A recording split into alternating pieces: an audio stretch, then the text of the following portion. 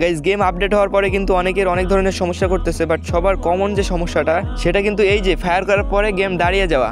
আর এইভাবে গেম দাঁড়িয়ে গেলে কেমনটা লাগে এটা যারা ফ্রি স্টাইল গেম প্লে করতো তারাই বুঝতেছে। আর সব থেকে বড় বিষয় হচ্ছে এই সমস্যাটা নিয়ে এখনো পর্যন্ত কোনো ইউটিউবার কোনো ধরনের ভিডিও আপলোড করেনি। আর যারাও বা ভিডিও আপলোড করছে সবগুলা কিন্তু ফেক। অনেকেই বলতেছে গেম ডিলিট করে আবার ডাউনলোড করলে নাকি সমস্যাটা সমাধান হয়ে যাবে, কিন্তু এই সমস্যাটা কিন্তু গেম থেকে আপডেট হয়েছে। ফ্রি ফায়ারে কোনো সমস্যা না যে গেমটা ডিলিট করে আবার ডাউনলোড করলে এটা ঠিক হয়ে যাবে। ভাই আপনারা 3-4 বার কেন, যদি 100 বারও গেম ডিলিট করে ডাউনলোড করেন তারপরেও কিন্তু এই সমস্যাটার সমাধান হবে না। এখন আপনারা আমার বলতে পারেন যে ভাই তোমার কাছে কি এই সমস্যার সমাধান আছে?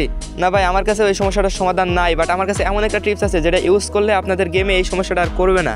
আর এই টিপসটা কিন্তু কোনো সেটিংস না, মানে আপনি সেটিংস থেকে কোনো একটা সেটিংস অফ করলেন আর এই সমস্যাটার সমাধান হয়ে গেল, বিষয়টা এমন না।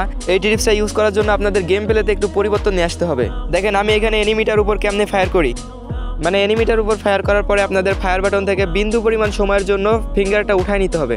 আপনারা আমার গেম প্লে দেখলে বুঝতে পারবেন আমি কিন্তু এনিমির উপর ফায়ার করার পরেও আমার ওই সমস্যাটা আর করতেছে না, কারণ আমি এনিমির উপর ফায়ার করার পরে ফায়ার বাটন থেকে কিন্তু আমার ফিঙ্গারটা কিছু সময়ের জন্য সরাই নিতেছি। আর গাইজ এটা কিন্তু আপনাদের একদিনে হয়ে যাবে না, 2-1 দিন হয়তো আপনাদের গেম প্লে করতে সমস্যা হবে, বাট তারপর থেকে আপনাদের আবার পুরোনো স্কিলটা ফেরত চলে আসবে। আরেকটা কথা গাইজ, যারা নর্মাল ডিভাইসে গেম প্লে করেন তাদের কিন্তু এইভাবে গেম প্লে করতে অনেক সমস্যা হবে। তো আপনাদের ভিতর যারা নর্মাল ডিভাইস প্লেয়ার আছেন তারা আপনাদের গেমের জেনারেল সেন্সিটিভিটিটা হাই করে দিবেন, এক্ষেত্রে আপনাদের আর কোনো ধরনের কোনো সমস্যা করবে না।